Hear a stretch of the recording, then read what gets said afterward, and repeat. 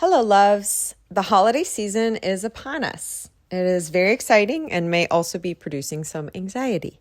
I'm including some resources geared to conscious and wellness-oriented moms below. In this newsletter, 3 practices to experience more joy this holiday season, holiday nutrition tips, and things I'm loving lately. Enjoy! 3 practices to experience more joy this holiday season.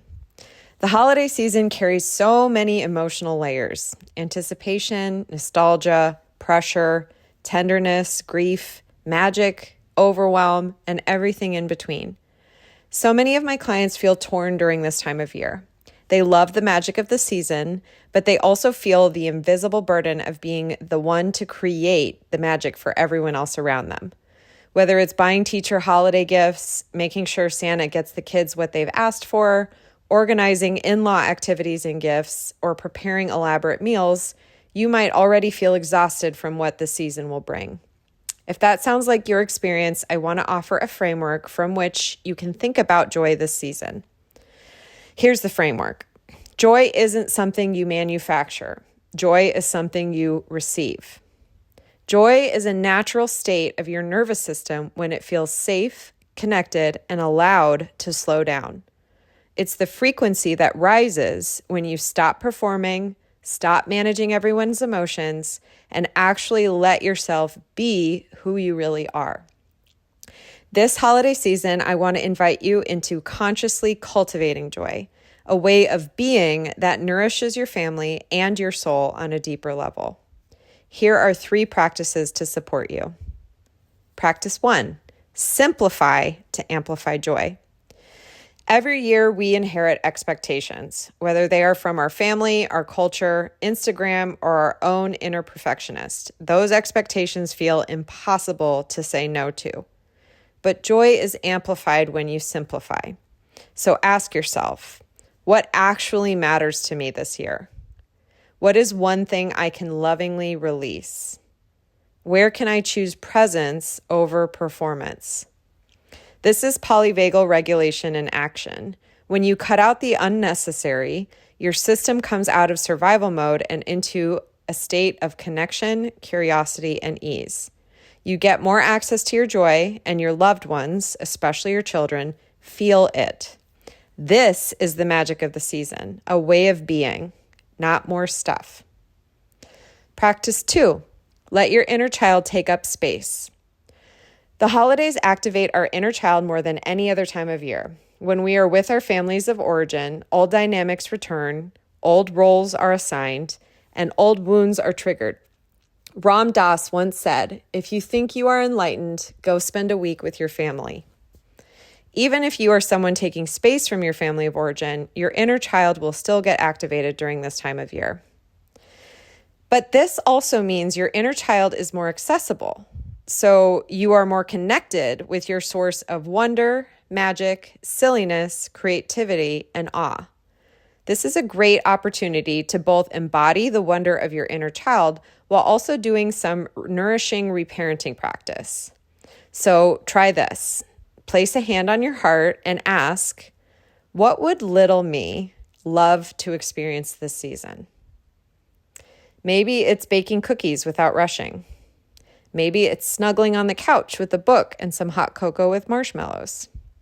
Maybe it's saying no to something you never had permission to say no to as a child. When your inner child feels safe, your outer world feels lighter. Give your younger self something special this season. Practice 3, find micro-joy moments. Joy doesn't have to come from huge moments or perfectly curated traditions. With my clients, we find the smallest possible actions to cultivate more presence and joy in daily life.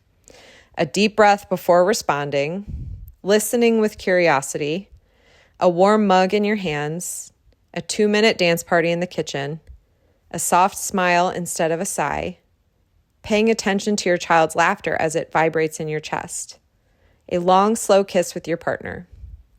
These tiny moments retrain your brain, it's neuroscience and habit science, to look for what's good instead of what's missing. It shifts your emotional baseline from survival to receptivity, which is what I call energetic coherence. When you practice micro joy, you become more available for the bigger joy. A final loving reminder. The holiday season gets to be magical for you too. Your happiness is not frivolous, and cultivating joyful energy really matters both for your own health and the health of your household. Remember, your children's nervous systems co-regulate with yours, so your joy becomes the template they will carry into their own adulthood.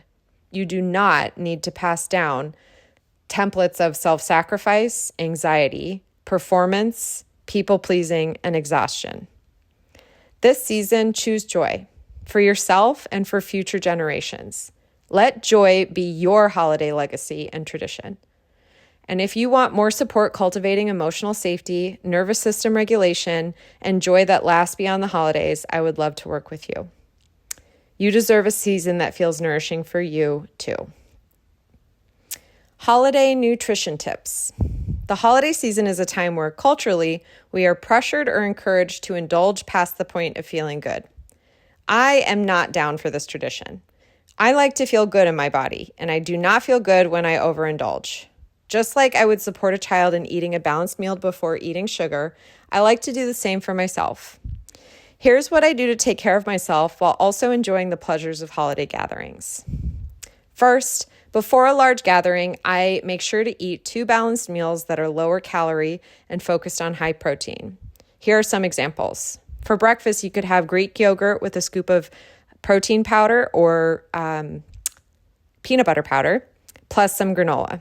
You could have 2 eggs with onions, bell peppers, and potatoes, and some turkey bacon. You could have, for lunch, a chicken breast with half a cup of rice and 1 cup of vegetables. You could have chicken soup. You could have chili on a baked potato. Or if you don't have time to cook, you can go to Chipotle. Here's my little trick for Chipotle. I order a bowl with rice, beans, double chicken, fajita veggies, lettuce, corn salsa, and tomato salsa. And then when I get the bowl, I split it in half. I take half out and put it in a regular bowl to eat, and I put the rest of it in the fridge. I can also sometimes add a dollop of plain Greek yogurt for an extra protein boost, and it's better than having them put the sour cream on it. Next tip, if there are appetizers or snacks, I like to put them on a plate instead of grazing. It is so easy to overeat when you're grazing, and then you don't even get to enjoy the meal. So I try to balance my appetizer plate to include some protein, any kind of vegetables or fruits next, a small amount in carbs, and small amount of fat. I minimize how many appetizers and snacks I eat before the meal. I also make low sugar mocktails. Now, I'm sober, but I also know so many people who aren't sober, but still choose to drink non-alcoholic beverages because alcohol doesn't make them feel good.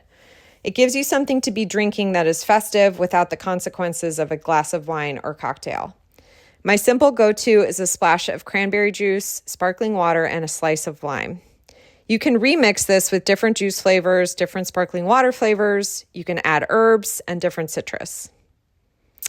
Next tip. Before a large meal, I prepare my body for digestion and blood sugar balance by taking a tablespoon of apple cider vinegar in some warm water. If you don't have apple cider vinegar, any plain vinegar will do. For my meal, I fill my plate like this. So a quarter of my plate is for protein, and I use about a palm-sized piece of protein. Say it's turkey or roast beef, whatever it is. And then I fill half the plate with vegetables or greens. And then a quarter of the plate for simple carbs such as rolls, any kind of noodles like mac and cheese or rice. Next, after I fill my plate, I focus on my eating order. So I eat my protein first, and then any fats, and then my simple carbs last. So fill up on the good stuff first. After dinner, I go for a 10 to 15 minute walk, and it helps regulate blood sugar. So you can ask a wellness-minded family member to go with you on your walk. The main thing is be gentle with yourself. It's okay to indulge a little every now and then. And when you create a solid foundation of healthy habits, you're going to feel less guilty about it. And you will make choices that promote your wellness and vibrancy in your body more and more. So enjoy yourself. Things I'm loving lately. I stole this from my sister, Erin. I have been playing coffee shop jazz videos on YouTube for a nice ambiance when I'm sitting in my living room. So you can plug in whatever flavor you'd like for the season. So for example, you could have like fall cozy coffee shop vibes or holiday jazz or whatever. They even have like Halloween ones. So whatever season you're in or whatever holiday you're celebrating, you can include that. And it plays the little scene of a magical place that has candles and coziness, and it plays gentle jazz, and it's really lovely. Next thing I'm loving is my all-time favorite cookbook, Ina Garten's Foolproof. I've had it for years. It has several recipes that could be used for Thanksgiving. I even made an entire Thanksgiving meal from this cookbook one year to rave reviews.